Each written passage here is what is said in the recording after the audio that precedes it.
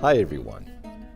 On December 23rd, the Holy Orthodox Church celebrates the memories of Theodulus, Saturninus, Eporus, Gelasius, Evnician, Zoticus, Agathopus, Basilides, Evaristus, and Pompey. And yes, I was reading those because I can never remember all of the names.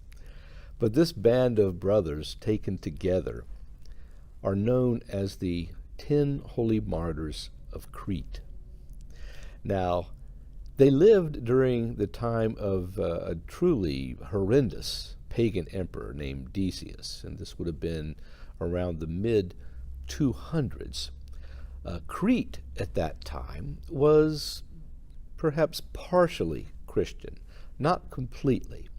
The Holy Apostle Titus, who was one of the 70, made many travels with the Apostle Paul, known as the Apostle to the Nations, and he was actually consecrated Bishop of Crete.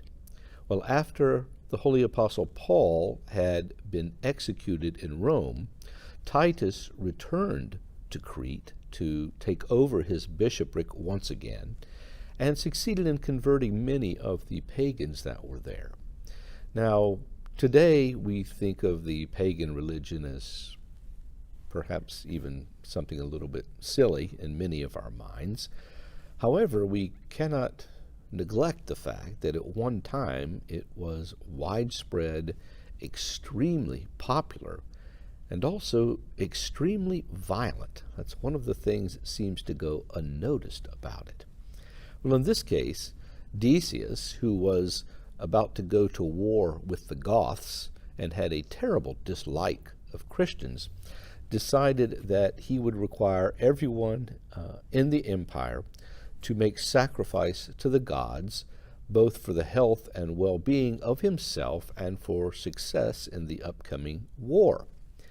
Well, he decided to appoint another man, also named Decius, for the island of Crete. And this namesake turned out to be just as brutal and just as low as the emperor himself.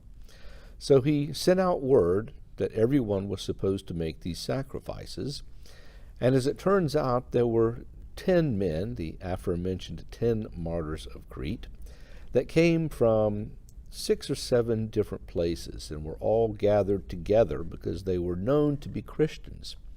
So for around 30 days, they were brutalized and tortured and put into prison, and yet remained obstinate when they were finally brought forth before Decius, the commander of that region. And he said to them, "What is your problem in all of this? I mean, you've had 30 days. You know what's coming. It's not that big a deal for you to do this. And so I beg you, so that we will have no violence, that you would offer sacrifice, as is your legal requirement as citizens of this country." Well, the 10 refused, and they refused in a most vociferous manner and said, "It doesn't matter to us, because we are Christians. We know who our God is. And we're not going to give in and sacrifice the love of our Savior for the love of your emperor." Well, of course, as usually happens, this infuriated Decius, who was in charge of all these doings, and so he began to have them tormented and tortured in really some of the most horrendous ways. And we're talking about flesh being scraped off their arms, pegs and other sorts of rods inserted into them. I mean, you name it. Back in those days, they took these sorts of things very seriously, and they did not hold back when it came to the violence that they would show against anyone's flesh for the sake of political reasoning. But yet the martyrs, though they were in terrible pain, they endured all of it. And then Decius said to them, "But look, be reasonable now, because there are so many people, very educated, very well-known people that you know, who are making sacrifice to Zeus, to to his wife Hera, to his mother Rhea, and yet they have no problems with it. Well, the 10 martyrs said, yet, but we do, because we know Zeus. Zeus was actually a man, and he lived a most terrible life. The man was completely disgusting in all the things that he did. Sexual perversions like you wouldn't believe. He was unkind to everyone. And in fact, we know where he's buried because he died and he's here. And we know exactly where he is. And after he died, people started to worship him as a god and made a big deal about him. So the 10 martyrs were saying that even the pagan mythology at the time had its basis in real people who lived, and yet their lives were later distorted.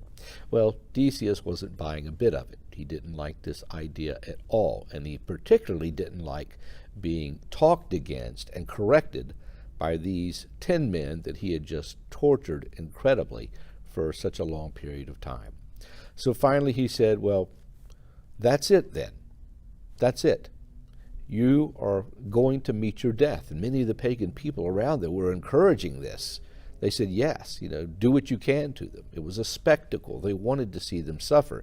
And yet the martyrs themselves were even more resolved in resisting anything that was going to come against them.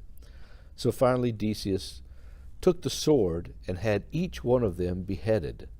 But right before that happened, the martyrs actually were having a bit of a contest among themselves, saying, well, which one of us should be the one to go first? Who will receive that honor?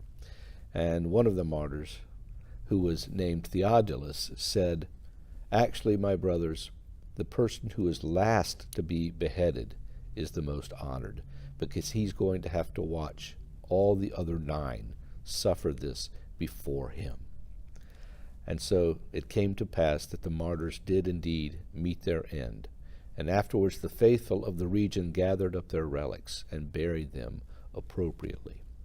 Well, later, St. Paul, one of the archbishops of Constantinople, came and gathered up the relics that were found in Crete and took them to Constantinople, where he buried them along with many of the relics of the holy innocents, those who were slaughtered for the name of Christ that we read about in the Gospels.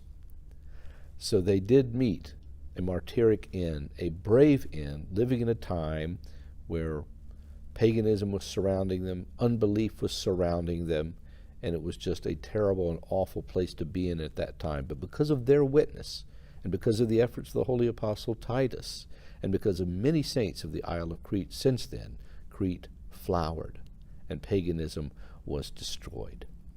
Their witness, of course, should be our witness as well. We may not meet ends like they met, but it's very important for our confession of faith to be just as strong as theirs was, and they've shown us the example for all of us, especially during this holy season of nativity when the birth of Christ is about to occur. May their prayers guide all of us to the manger where we can greet the Lord with such fervor and love.